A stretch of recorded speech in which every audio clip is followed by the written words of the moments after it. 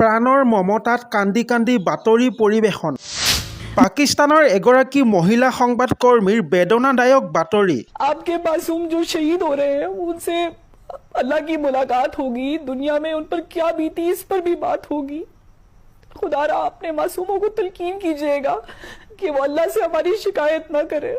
ভাৰতে পাকিস্তানত কৰা আক্ৰমণৰ পিছতেই পাকিস্তানৰ এগৰাকী সংবাদকৰ্মী পাকিস্তানৰ জনতাৰ প্ৰতি এনেদৰে শোকত ভাগি পৰে।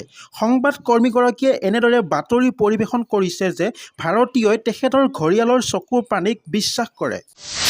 চাওক কেনেদৰে শোকত ভাগি পৰিছে সংবাদকৰ্মীগৰাকী।